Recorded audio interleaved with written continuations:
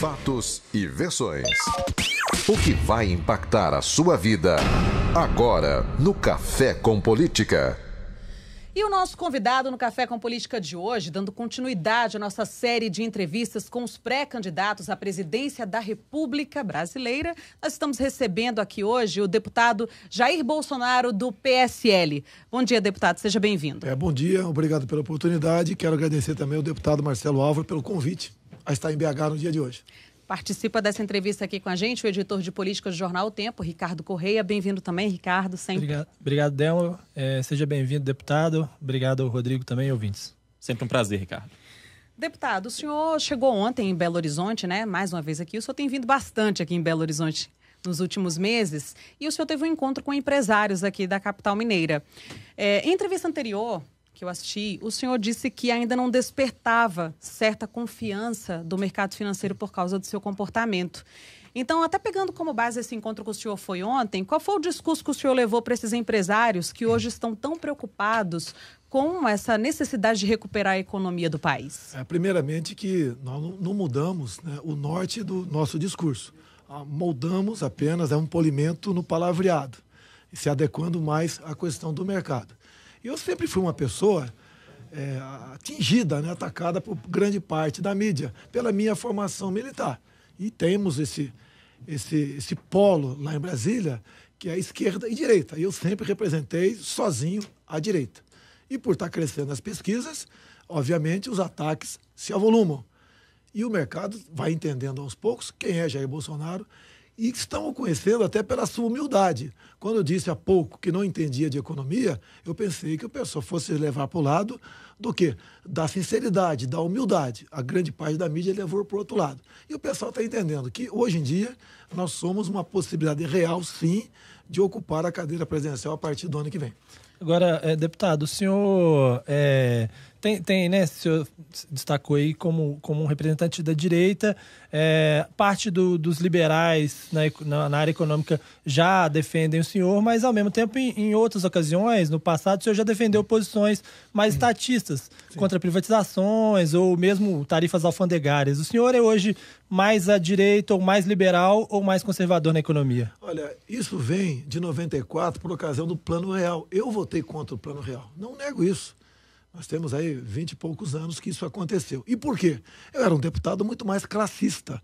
E os integrantes das Forças Armadas, naquele momento do Plano Real, que ocorreu no dia 28 de fevereiro de 94, a fórmula para reajustar o salário, recompor perdas, nós ficamos muito aquém dos nossos irmãos do Legislativo e do Judiciário. E tentei botá-los numa mesma situação. A partir do momento que não consegui botar os militares das Forças Armadas lá, eu, servidor do Executivo, eu me posicionei contra. No tocante às privatizações, você pode ver, elas têm que ocorrer, mas por um critério de produtividade e não por um critério apenas de combater a corrupção. Porque a corrupção que está nas estatais vem da onde? Das indicações políticas. A partir do momento que você quer privatizar, dizendo que as indicações políticas são maléficas, é sinal que o governo está dando um sinal de incompetência, indicando péssimas pessoas para essas estatais que, no fundo, vão fazer nada mais do que assaltá-las.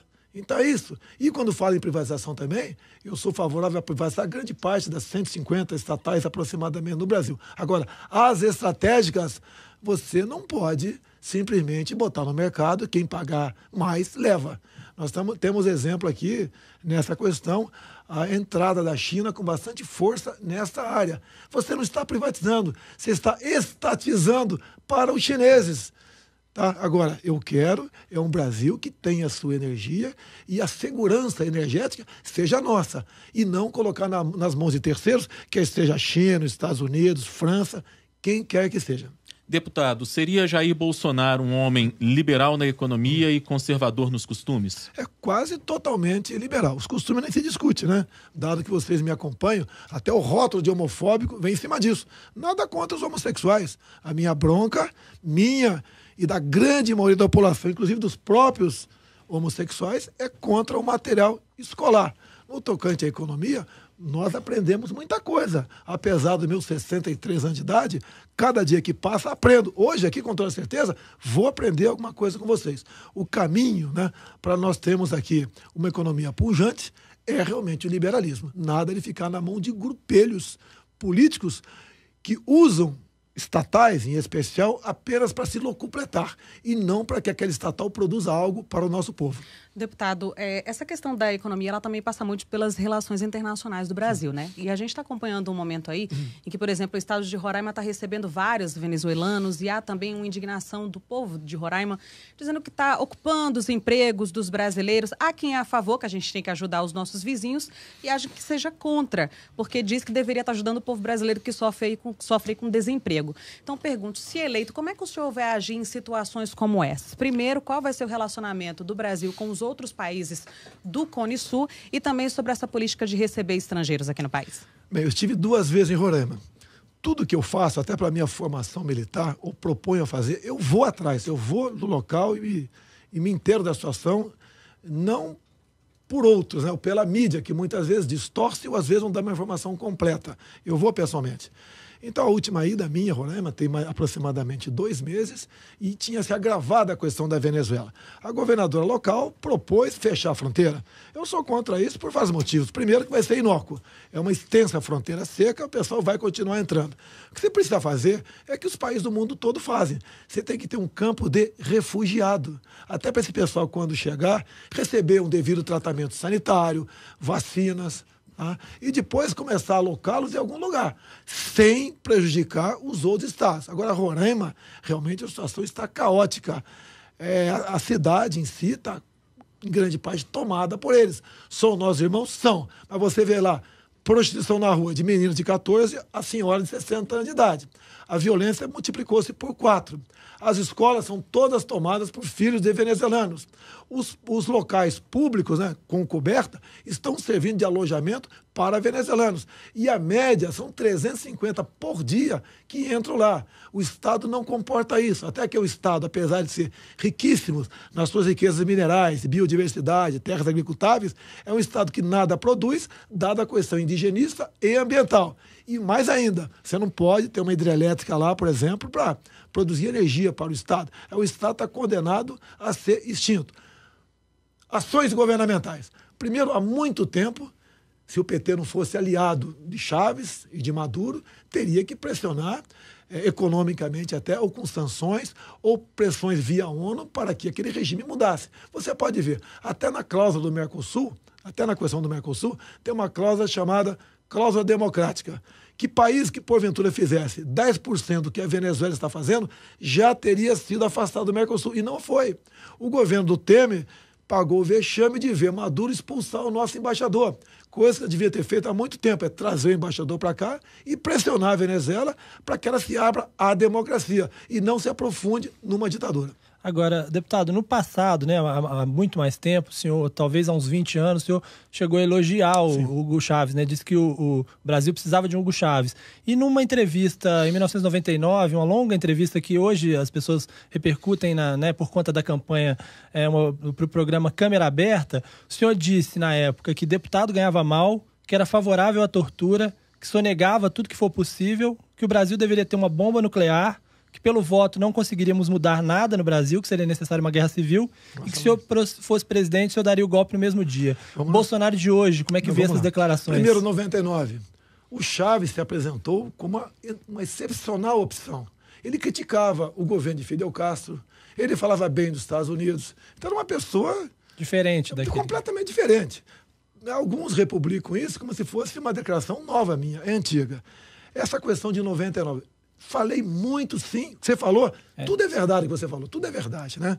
Então, eu repercutia uma indignação minha naquele momento, tá? E quando falar fechar o Congresso, falei sim, tá? Hoje em dia, o nosso Congresso deixa muito a desejar. A opinião pública está aí. Eu sou um ser humano como outro qualquer. E falei isso, né? Logicamente, hoje em dia, pensa de maneira diferente, a gente evolui. A questão de sonegar.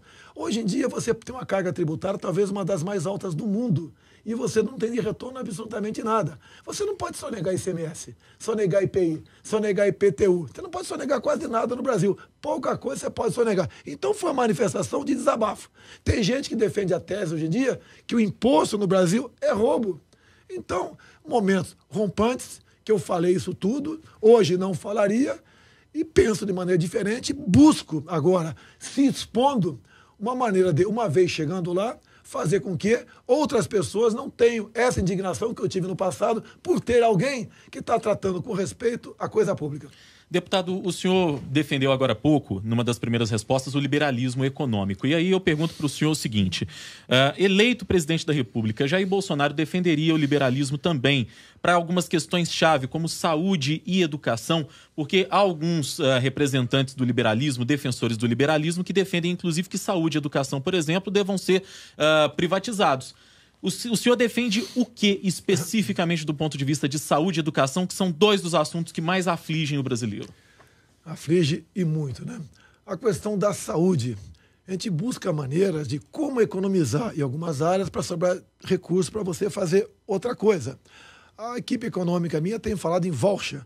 Você chega para você, por exemplo, e dá um cartão, né, que você tem um crédito X para você gastar por mês com aquele médico do teu interesse. Agora, não é fácil tratar desse assunto, não é fácil. E sabe que mesmo você fazendo voucher, vai ter fraude. O cara vai simular que vai no médico para fazer uma consulta que não está de acordo. Você tem esse problema, não é fácil administrar um país desse tamanho.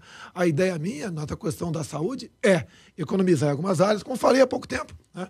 Tem uma menina na minha frente aqui. Tá? O que causa, por exemplo, a grande parte de prematuros? É falta de uma saúde melhor da mulher por ocasião do pré-natal dela. Até a questão bucal, que eu fui orientado tocante a isso, são responsáveis por 30% dos prematuros. A outro 30% é a questão de infecções, né, como infecção urinária, que se você fazer um preventivo no tocante a isso, você chega a economizar mais ou menos 70% com UTIs neonatal. Tá? Então, isso que discuti, tenho conversado, é difícil entender, porque eu não sou do ramo, eu sou um capitão de artilharia e pretendo delegar isso para quem entende do assunto, é buscar maneiras de uma saúde melhor dessa forma. A questão do voucher, praticamente nós descartamos, até pela nossa cultura, nós sabemos que dificilmente pode dar certo. Agora, a privatização, pela privatização desse setor, você vai carregar recursos enormes para uma saúde privada, que nessa área eu acho difícil, no primeiro momento, dar certo. Educação. Muitas escolas do Brasil começaram com as universidades, agora vem para escolas do ensino fundamental. Lá, a garotada, desde quando entra na escola, com 6 anos de idade, né? Está sendo um laboratório, uma fábrica para formar militantes políticos. A gente vê, hoje em dia, com as mídias sociais, professores doutrinando a garotada em sala de aula. Como combater isso? Nós começamos a discutir a questão do ensino à distância. Pelo menos um dia por semana, o ensino da garotada em sala de aula, mas seria à distância, até para adequar o conhecimento de acordo com o currículo escolar pré-estabelecido. Porque hoje em dia nós temos o pior índice de educação no Brasil. A penúltima prova do PISA no Brasil, né, nós ficamos lá nos últimos lugares, entre 64 países. A molecada de 15 anos de idade, que é a faixa etária que você aplica essa prova, né, que está no 9ª série do ensino fundamental, 70% não sabe uma regra de 3 simples. $1 vale R$3, $4 valem quantos reais? Pelo amor de Deus, 70% erra. Interpretação de texto é a mesma coisa.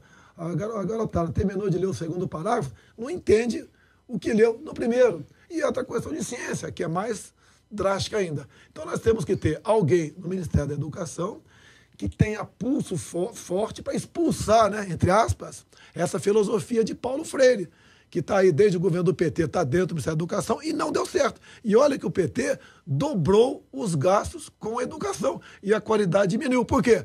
Estão transformando as escolas no Brasil no local para formar militantes de esquerda para o futuro. O senhor voltaria, por exemplo, com alguns conceitos antigos da educação, a questão da tabuada que o senhor citou. O senhor considera a educação de antigamente no Brasil uma educação melhor do que a que a gente tem hoje? Olha, eu sempre estudei em escola pública. Eu sei derivada integral. Duvido quem termina o 2º grau hoje em dia que saiba uma análise combinatória. Poucos sabem. Tá? Então, é uma questão de qualidade. O professor, no passado, o que era valorizado?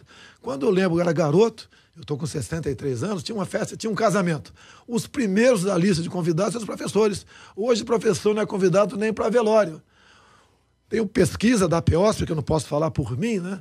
que 70% de professores já declararam em São Paulo que já foram agredidos física ou moralmente por alunos ou pai de alunos. Onde esse moleque vai chegar? O que ele vai aprender? E o objetivo final da educação é quando você terminar ali o ensino médio, que poderia já ter um bom curso técnico, ou terminar um curso superior, você vai ser um doutor ali, tá? É você estar apto para o mercado. Você vai produzir alguma coisa, você vai consertar geladeira, televisão, você vai ser médico, vai ser advogado, vai ser militar, vai ser um piloto de avião. Tá? É isso que nós não formamos. Há uma corrida muito grande do povo pedindo emprego para político. Comigo acontece também, em menor quantidade que os outros, mas acontece. E muitas vezes, depois de ouvir o cidadão, a gente fica com pena. Com todo respeito, não sabe fazer quase nada. E quando apresenta um diploma, desculpa o PR aqui, tá? O diploma, você vê que estudou onde? Lamentavelmente não sabe o que está escrito no diploma, pô. E daí como o Brasil vai para frente? Você pode ver. Quando se privatizou, no passado até a questão das privatizações, que eu falei muito na tribuna da Câmara, eu falei o seguinte, olha, está privatizando o sistema de telefonia, tudo bem, tá?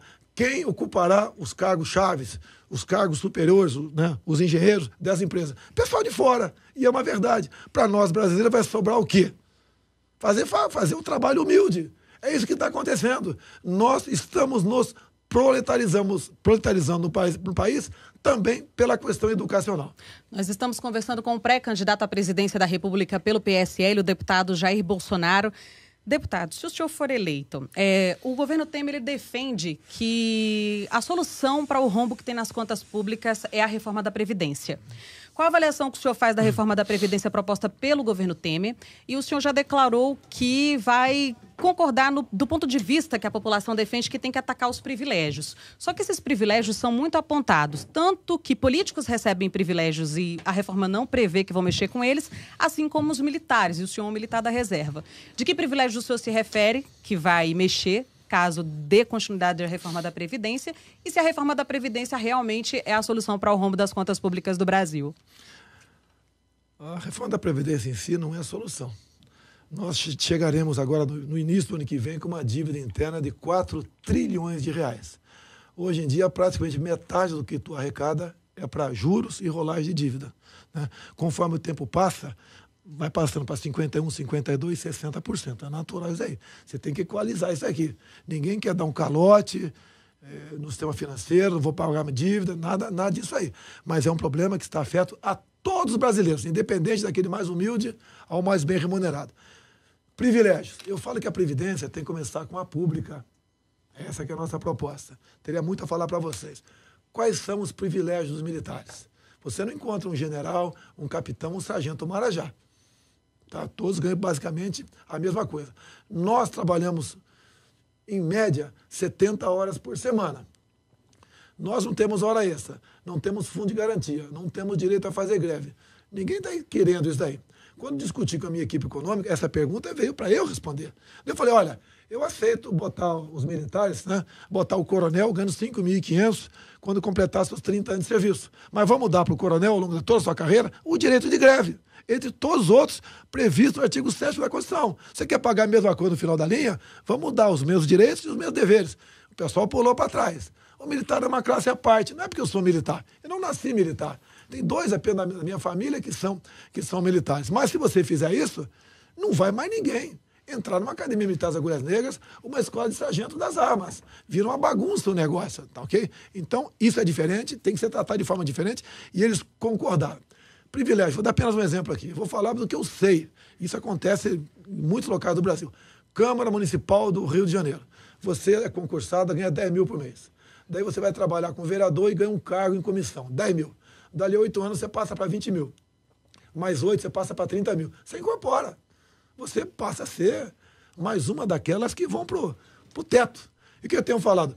Temos que acabar com as incorporações, porque isso acontece nas casas legislativas, no judiciário do Brasil todo.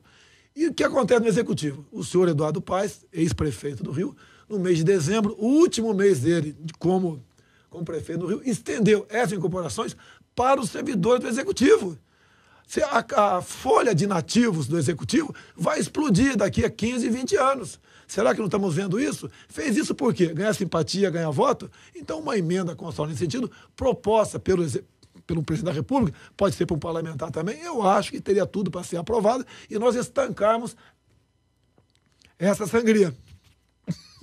Agora, deputado, a gente falando um pouco de política, né? Eleição, o senhor é o líder das pesquisas hoje no Brasil, considerando que o ex-presidente Lula está preso e já afetado pela ficha limpa não pode concorrer, e tem aí uma série de candidatos, aí são muitos, né? São quase 20 candidatos nessa campanha eleitoral, meio que embolados lá atrás, com mais ou menos a mesma quantidade de votos, ou com menos de 10% dos votos. Quem que o senhor acha que pode desembolar desse grupo aí para enfrentar o senhor num eventual segundo turno na campanha? Estou vendo aqui que vocês têm uma certa experiência em política. Se um outro deputado, outro candidato qualquer, tivesse em torno de 20%, você imaginou a quantidade de partidos que estariam buscando esse candidato para fazer acordos para o futuro? Por que ninguém me procura? Por quê?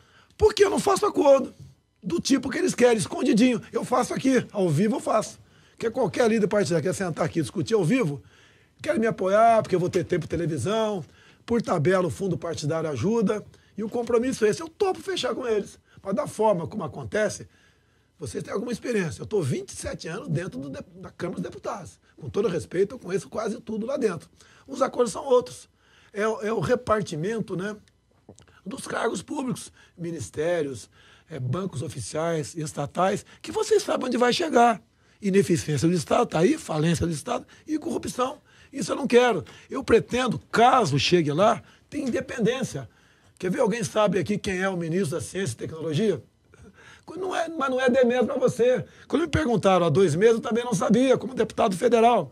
Ele, não quero falar o nome dele aqui, mas é uma pessoa que, com todo respeito, pode fazer um bom trabalho em outra área. Na ciência e tecnologia, não. Porque não sabe a diferença de gravidez para lei da gravidade. Em consequência, um ministério importantíssimo que vai buscar inovação, pesquisa, desenvolvimento, está jogado na mão de um partido político cujo objetivo é fazer o quê? Que aqueles 30, 40 deputados daquele partido que indicou esse cidadão para o Ministério da Ciência e Tecnologia tenham boa vida dentro do Ministério. Se leve licitações para lá, para cá, se empregue gente dentro do Ministério. Não se vai a lugar nenhum. Para ver isso, como funciona, eu tive há pouco na Ásia. Estive no Japão, Coreia do Sul e Taiwan. E vi como funciona essa questão lá. Dá vergonha. Nós não temos ninguém nessa área. Cadê nosso Vale do Silício? Você teria que ter um no Vale do Paraíba, um no Ceará, no mínimo outro no estado do Amazonas, para você começar a pesquisar isso daí. Nós temos tudo que o mundo não tem. Quando eu tive há pouco o embaixador do Japão, eu falei o seguinte: se eu chegar lá, eu quero abrir a região amazônica para nós pesquisarmos a nossa biodiversidade em parceria. O olho do japonês, tá, ficou redondo. Ele quer isso. A mesma coisa quando eu tive Estados Unidos, tive Israel também. Mas Israel, a conversa foi melhor, foi mais produtiva, que eu tive com ministros do Estado de Israel. A gente pergunta: como é que vocês conseguem criar peixe no deserto? Pô, aqui no Brasil, água sobrando. Pô, nós temos que, no mínimo, multiplicar por 4 o consumo de peixe no Brasil. Cadê a nossa piscicultura? A Embrapa trabalha onde no tocante a isso? Se trabalha, é incipiente. Como você tem que fazer a Embrapa produzir isso daí? Temos que criar isso. E daí você tem uma dificuldade. Tem a ver com isso. O que é uma PCH? Pequena Central Hidrelétrica, né? Se você, por exemplo, quer fazer uma na tua fazendinha, vamos supor, e você quer gerar energia para você e para os teus vizinhos, você tem que alagar 3 hectares, que não é nada. Vá atrás de uma licença junto ao IBAMA. Você levar 10 anos, se conseguir. Então, nessa PCH, se eu tiver poderes para tal, o meu ministro do meio ambiente vai ser o mesmo da agricultura, o mesmo cara, para não ter briga. Vai ter que dar essa licença em 30 dias. E dá ou não dá, e resolve o problema. A única exigência que eu ia fazer, sem te cobrar, seria você implementar a criação de peixes nesse lago. Não tem como dizer que o Brasil, a gente passa fome. Se cai um grão de arroz com casca aqui no asfalto, nasce. Ninguém tem isso. E lá em Israel, a precipitação pluviométrica lá em Israel é menor que o semiárido nordestino nosso. Como é que pode o nosso nordestino passar fome? E lá ter não só uma agricultura pujante, bem como sobra o que eles produzem para exportar para a Europa. E mais importante ainda, eles terão o chamado botão do transgênico. Aqui você vê os ambientalistas, né? Todo mundo contra. Ah, isso é transgênico, eu não quero. Tomando uma latinha de Coca ou de Pepsi, sem saber a fórmula daquele negócio lá. O que é o botão do transgênico? Se eles botarem em prática, aumenta a produtividade, tá? E muito com o transgênico, e eles vão ter alimento em abundância. O mundo vai chegar agora a 2024 na casa dos 8 bilhões de habitantes. O mundo cresce mais ou menos 70 milhões de habitantes por ano. E é melhor você comer algo transgênico do que morrer de fome. Isso é uma verdade. Já que no mundo não existe, poucos países adotam a política de planejamento familiar. E falar em planejamento familiar, a China, que está chegando a 1 bilhão e 400 milhões de habitantes, revogou a lei do filho único. Não tem nada a ver com a China. Isso é problema interno deles. Quem sou eu para falar sobre a questão interna da China? Mas a sua população, mais da metade, já é urbana. Precisa de alimentos. Começam a comprar terras no Brasil. Eu vou para o agronegócio. O pessoal fica meio perdido ainda. Olha, eles têm mais meios de ter uma agricultura aqui no Brasil mais produtiva do que vocês. Eles vão matar vocês nessa área. Nós vamos acabar entregando todas essas terras para eles. Até porque o IBAMA e ICMBio faz um péssimo trabalho no campo, com a indústria das multagens. O homem do campo não aguenta mais. É multa, é questão do MST invadindo, é tudo que... É questão do Fundo Rural, que botaram para quebrar em cima do produtor rural. Querem agora mudar a Lei Candir, fazer com que o produtor rural pague ICMS. Acreditem, querem cobrar água do agricultor. Se tiver uma fazenda lá na margem do Rio Amazonas, já imaginou? Você tem que pagar a água que você usa para irrigar a tua plantação. Daqui a pouco vão cobrar o quê? Vão cobrar o vento que espalha o pólen na tua plantação. Esse é a verdade do nosso agronegócio no Brasil. Não queremos isso. Então... é isso que eu boto na mesa e discuto com mais calma, que eu sei que é rápido o programa, tem pouco tempo para falar sobre isso aqui, para mostrar que nós temos ideias, recebemos sugestões, sou uma pessoa que muda, se me convencerem, eu mudo, mas pretendo, se um dia chegar lá, ser um governo com autoridade. Hoje em dia, se o Temer liga para o ministro e fala, ó, ministro, eu quero isso, ele fala para o Temer, quem botou aqui foi o meu partido. Fica na tua, cara. Fala com o presidente do partido que eu te atendo. Caso contrário, você vai perder 30 votos dentro da Câmara. Isso é governabilidade? Eu não vou falar palavrão que é isso aqui, porque eu sou uma pessoa educada e evoluí também. Falava palavrão no passado, não falo mais. Tá ok? Isso não é governabilidade. E, costumo dizer, se votar em mim, você pode errar.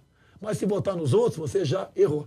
Deputado, o PT alardeia nos últimos anos ter tirado 36 milhões de pessoas da linha da pobreza através do programa Bolsa Família. O senhor defendeu o liberalismo, defendeu outras bandeiras. Aí eu pergunto para o senhor, quais seriam os programas sociais de Jair Bolsonaro? O Bolsa Família seria retirado da lista? E, na opinião do senhor, política de segurança pública se começa também com programa social? Vamos lá, tirou 30 milhões. Eu acho que tirou 3 trilhões a miséria. É propaganda. Por decreto, né? Se disse que classe média é quem ganha até R$300 por mês, tá certo? Dentro da família. Mude os números do papel, tá? Eu vou em algumas comunidades do Rio de Janeiro. Não diminuiu o número de pobres lá. Isso é uma mentira. O PT, sem mentir, não faz nada. Okay? Bolsa Família. Tá aí o programa. Você não pode, vamos acabar. O ano retrasado foram 29 bilhões para o programa Bolsa Família. Por ocasião da campanha 2014, a senhora Dilma Rousseff bateu no peito num debate e falou: nós temos 14 milhões de famílias que vivem do Bolsa Família. É um número vexatório. Você analisa os projetos sociais pelo número de pessoas que saem de lá, não pelo número que entra.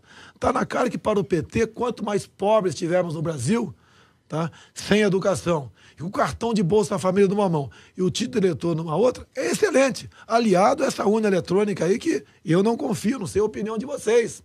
Tá? Então, os projetos sociais têm que continuar existindo, mas você tem que auditá-los e correr atrás de impedir a fraude o tempo todo. Há pouco tempo, a cidade de Marau, Rio Grande do Sul. Eu sei que é apenas uma cidade. Pode ser que ele esteja fora da curva, mas foi um exemplo. O prefeito resolveu ir atrás dos 300 e poucos que ganhavam o Bolsa Família. 1/3 era fraude. Era gente que tinha um poder aquisitivo semelhante, eu não sei o teu, mas pelo que eu vejo aqui, você tem sua renda, você tem sua empregada, tem sua renda aqui. Gente parecida conosco, 1/3. O outro 1/3, ele conseguiu inserir no mercado de trabalho. E o terço restante foi mantido. E ponto final. Tem que ser feito assim. E você tem que estimular o homem e a mulher a sair dessa situação. E mais, dizer para ele, botar na cabeça dele, o que tira o homem ou a mulher da miséria é o conhecimento e não projetos assistenciais como esse que o governo tem colocado aí. Você conhece o programa Brasil Carinhoso? Eu estou vendo uma senhora na minha frente aqui, tá? Eu não sei se você é mãe ou não, mas você teria um filho a mais para ganhar R$70 por mês? Não pela cultura que você tem, mas muitas jovens que não têm uma cultura ainda que possa discernir as coisas, acabam engravidando para aumentar ali o contra-cheque desses programas sociais. Como se mais R$70 por mês fosse o suficiente para ela dar uma boa alimentação e educação para essa pessoa ser alguém no futuro. Deputado, o estado de Minas Gerais é muito desprestigiado nesse atual governo, né? A nossa bancada mineira não consegue resolver com eficiência muitas coisas lá. O presidente Michel Temer agora, no final do mês passado, nesse tempo todo que ele está à frente do governo, foi que ele apareceu aqui numa feira agropecuária, na Exposibu, na verdade. Ele se nega a vir a Belo Horizonte. Qual é o espaço que Minas Gerais vai ter no governo do senhor, se o senhor for eleito? O espaço é para todos os estados. Eu, como pai, né, se for, né, eu tenho que tratar os filhos igualmente. Né? A vocação nossa é enorme. O que falta no Brasil? Como é que se faz esse... Eu tenho dito para a minha equipe econômica, quer economizar? Tudo bem. Onde é que pode cortar? Agora temos que trabalhar também para entrar mais dinheiro no caixa sem aumentar impostos. Como você pode fazer isso aí? A decisão em conjunto. Você tem que desregulamentar a nossa economia. Tem que desburocratizar. Eu não quero ser patrão. E quem tem consciência sabe disso. A dificuldade que é ser patrão no Brasil. A dificuldade que é empreender. Candidato não fala isso porque isso é perder voto. Hoje em dia, por exemplo, o que a classe empresarial tem dito para mim? Não sou eu, a classe empresarial. De forma unânime. O trabalhador vai ter que decidir um dia. Menos direitos e emprego ou todos os direitos e desemprego. O salário é alto para quem paga e pouco para quem recebe. São verdades. A esquerda no Brasil, PT, PCdoB, PSOL, né, elogia tanto a CLT e critica o americano. Você pega um pobre nosso aqui. Aqui, se não me engano, o governador Valadares, aqui tem mais gente dos Estados Unidos. Pelo menos quando eu estive lá, que eu mais ouvi brasileiro de governador Valadares nos Estados Unidos. Lá você não tem direito trabalhista nenhum. Vê se alguém quer voltar para cá. Não querem. Tá certo? Então, quando você fala em dar um tratamento aqui ao estado de Minas, né, uma das políticas nossas é menos Brasília e mais Brasil. Por exemplo, para que Ministério das Cidades? Você pode pegar o dinheiro do Tesouro e mandar diretamente para as prefeituras. E o prefeito, junto com a sua Câmara Municipal, junto com a população, resolva onde vai aplicar aquele dinheiro, quantas casas vai fazer, o local e a qualidade das casas. É a mesma coisa de saneamento. Aí vê na imprensa, mostra aí um local, esgoto a céu aberto. Isso é quase no Brasil todo. Se alguém falar que vai resolver esse assunto, está mentindo, porque não tem dinheiro. 93% do orçamento de hoje é comprometido com despesas obrigatórias. Sobra 7%. Se você fosse aplicar esse 7% todo em saneamento, não teria condições. Mas mesmo assim, para que o governo tem que falar em saneamento? Ele tem que pegar o recurso e ter um critério para decidir para quais municípios mandará aquele recurso e o prefeito que aplique esse recurso. Então, eu acho que dessa forma você consegue buscar solução para as coisas. E uma outra coisa também da equipe econômica, né? Eu falei para eles, porque eu levo para eles o que o povo diz para mim. Então, é a mesma coisa, eu levo a comida para casa e a cozinheira que vai fazer o almoço. Se bem que eu sei fazer um arroz, feijão, fritar um bife, né? E também fritar um ovo. Sei muito bem fazer isso daí. Afinal de contas, se não soubesse fazer, não seria militar. Militar se vira em qualquer situação. Falei para a equipe econômica, como é que a gente pode diminuir impostos, a exemplo do Trump? Que eu sou um seguidor do Trump. O pessoal quer me desqualificar? Não, eu sou apaixonado pelo Trump. Eu até costumo dizer que a única diferença nossa é que eu sou mais rico do que ele. Ok? Isso, logicamente, que é uma brincadeira, mas falo perfeitamente isso aí. E da equipe já falou o seguinte, olha, como está o Brasil, o avião vai cair. Nós temos que arriscar, tem que fazer alguma coisa. Quem sabe, né, tomando medidas outras, que eu falei aqui agora há pouco, desburocratização, desregulamentação, se você escolher pontos certos para diminuir a carga tributária, o pessoal começa a produzir mais. Você pode ver essa simples mudança na CLT, já houve um reflexo positivo para a economia. Falar isso é perder voto. Que o cara que está ouvindo lá, ele é contra direitos trabalhistas. Bem, vamos lá. Então, essa simples reforma que teve agora, né, que foi bastante superficial, o ano retrasado tivemos 4 milhões de ações trabalhistas no Brasil. A projeção para daqui a alguns meses, onde vai completar um ano da execução dessa nova mudança na CLT, nós temos menos de 2 milhões de ações trabalhistas. Você sabe que receber no peito uma ação trabalhista de funcionário é triste, eu sei disso, né? Muitas vezes o funcionário tem razão, mas muitas vezes está aí a indústria das ações trabalhistas. Isso diminuiu drasticamente. Vai aumentar a quantidade de emprego no Brasil. Tá? Então, essas medidas todas, entrar água, né? Entrar mais dinheiro no caixa, se aumentar imposto, está no radar. Afinal de contas, tem que ser feito alguma coisa, que o avião vai bater na montanha. E temos dito, talvez você já tenha ouvido aquele ditado, né? Oh, nós temos que consertar um carro andando. O Brasil, você tem que consertar um avião voando. E de vez em quando me pergunto, o que eu estou fazendo aqui? Com essa quantidade de problemas. Tá? Eu sei que eu quero mudar. E tem que ter a liberdade, como técnico, escalar o meu time de ministros. Se eu começar a botar pessoas que não entendem nada na ciência e tecnologia, na saúde, na educação, na economia, etc., não vai dar certo. O nosso time vai ser rebaixado. E não para a segunda, para a terceira divisão. Você vai nesses países outros que eu citei agora há pouco, você começa a ver. Israel, olha o que eles não têm, o que eles são. Não tem nada lá, só tem areia. Você vai ao Brasil. Olha o que nós temos e o que nós não somos. Qual a origem do problema? É questão política. Indicação política. Para ganhar apoio, para ter governabilidade, você loteia a máquina pública. Consequência? Não tem saúde, tem educação, tem segurança, não tem nada. Vai ter uma igualdade, como o PT sempre diz, né? Tirei 30 milhões da miséria. O PT conseguiu nos deixar mais iguais, transformando mais gente pobre no Brasil. Eu quero que mais gente fique rica, e não o contrário. Uma igualdade por baixo, como a esquerda sempre pregou e fez no Brasil. Agora, deputado, o senhor é sempre instado a comentar as posturas dos governos militares no Brasil, né? Ontem saiu foi divulgado um relatório secreto da CIA, né, da Agência de Inteligência Americana, falando que o general Ernesto Geisel, o presidente do Brasil de 74 a 79, sabia e autorizou a execução de opositores durante a ditadura. E também citou alguns encontros em que foram tratados desse assunto entre o Figueiredo e o Milton Cruz. Como é que o senhor recebeu, como é que o senhor viu e analisa esse relatório da CIA?